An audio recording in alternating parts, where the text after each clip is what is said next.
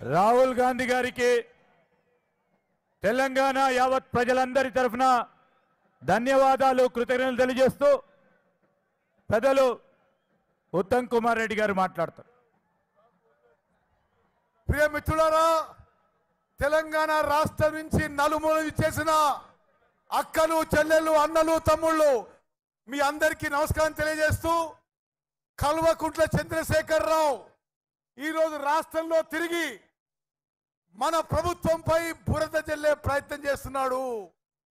రాష్ట్రంలో కరెంటు విషయంలో మంచినీళ్ళ విషయంలో ఎక్కడా ఇబ్బంది రాకుండా చూసే బాధ్యత ముఖ్యమంత్రి గారు ఉప ముఖ్యమంత్రి గారు మంత్రులందరూ తీసుకుంటామని చెప్పి నేను మనం చేస్తున్నాను. రాష్ట్రంలో కేసీఆర్ ఉన్నప్పుడు వర్షాలు సరిగ్గా పడలేదు. కేసీఆర్ ఉన్నప్పుడు వాటర్ మేనేజ్మెంట్ సరిగ్గా జరగలేదు. కృష్ణా జలాల విషయంలో గోదావరి జలాల విషయంలో కేసీఆర్ తెలంగాణ ప్రజల్ని మోసం చేసిండు, లూటీ చేసుకున్నాడు. ఈరోజు కొన్ని ప్రాంతాల్లో కొంత పంట నష్టం జరుగుతుంది. బాధతో తప్పనిసరిగా ఆ పంట నష్టం తగ్గించే విధంగా ఉన్న నీళ్ళని సరిగ్గా ఉపయోగించే విధంగా మన కాంగ్రెస్ ప్రభుత్వం ముందుకు పోతుందని చెప్పి మనం చేస్తున్నా. కేవలం ఎన్నికలు వచ్చినాయని చెప్పి 4 నెలలు ఫామ్ హౌస్ లో వండుకొని ఈరోజు కేసీఆర్ రాష్ట్రంలో తిరిగి ఏదో మేము సరిగ్గా చేయడం లేని విధంగా ప్రచారం చేస్తున్నాడు. ఇది అబద్ధం, అసత్యమైన విషయం. ప్రతి కాంగ్రెస్ వీర సైనికుడు ప్రతి ఇంటికి తీసుకోవాలని చెప్పి మనం చేస్తున్నా. అదే విధంగా తెలంగాణ రాష్ట్రానికి నరేంద్ర మోదీ బీజేపీ ఏమీ చేయలేదు. 10 ఏళ్ల పాటు బీజేపీ తెలంగాణని మోసం చేసింది. ఓట్లు అడిగే అర్హత లేదు అని చెప్పి నేను ముగిస్తున్నాను. జై హింద్, జై కాంగ్రెస్. అందరి చేతులెత్తాలే.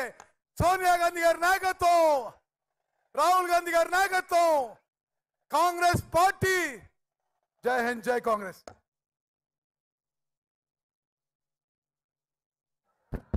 ఇప్పుడు రాష్ట్ర ఉప ముఖ్యమంత్రి శ్రీ బట్టి విక్రమార్క గారు మాట్లాడతారు. ఆ తర్వాత రేవంత్ రెడ్డి గారు మాట్లాడతారు.